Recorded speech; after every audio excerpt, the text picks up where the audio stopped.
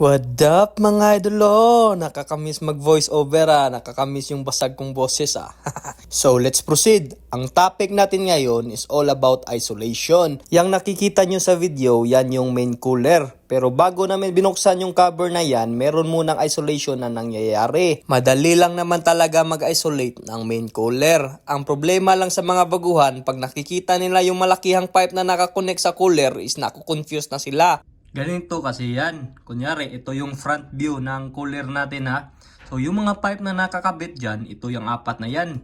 Merong sa freshwater inlet, freshwater outlet, seawater inlet, seawater outlet. Sa pagme-maintenance ko ng cooler, itong tinatanggal yung filter, lilinisan, babalik naman, hindi ko na ginagalaw tong freshwater kasi saglit lang naman yan di ba? So dito lang tayo gumagawa sa seawater side, itong inlet at saka outlet. So pag nag-isolate kayo, siguraduhin nyo na yung isang cooler is in service. Kasi hindi yan pwede na iisa lang yung cooler sa barko. Ewan ko kasi hindi pa ako nakatry na merong isang cooler sa barko So palagi yung dalawa. So bago kayo mag-isolate ng cooler, siguraduhin nyo muna na yung isa is nakaservice para iwas problema. Etong paglilinis ng filter sa cooler natin is normally ginagawa lang talaga to sa puerto. Kasi at sea, di natin alam pag mataas yung load natin so hindi kaya ng isa. So normally sa puerto lang talaga Tapos ito na, ituloy na natin. Ito yung side view ng main cooler natin. So ito yung seawater inlet at saka seawater outlet.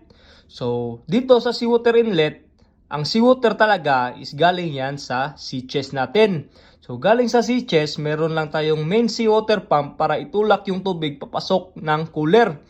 So yung seawater natin is kinukool down niya yung freshwater system natin. So papasok yung seawater, tapos dito naman is seawater outlet. So sa outlet is palabas na yan sa overboard.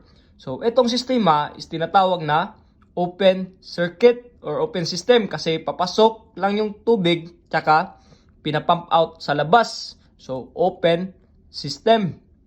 Kung hindi nyo may tanong or di kaya hindi nyo pa napanood yung mga previous video ko, yung closed system naman is yan yung freshwater system natin. Kasi yung freshwater system natin, paikot-ikot lang yan sa linyada. So wala tayong nilalabas, paikot-ikot lang talaga yan sila. So yan yung pagkaiba ng open system at saka closed system. Ayusin lang natin ito kasi baka makita na naman nila So balik tayo sa isolation So i-isolate na natin ng filter na to, cooler na to.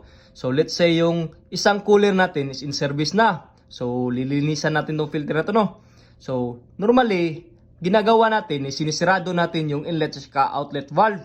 So para makasigurado na nag-hold tong mga balbula na to, yung inlet at saka outlet is binubuksan natin tong vent valve. So sa pagbukas natin, una may lalabas pa yang tubig o pressure. So dahan-dahan yang mawala. Kapag nawala yan, ibig sabihin isolated na. Nag-hold na yung valve at ready na buksan yung cover.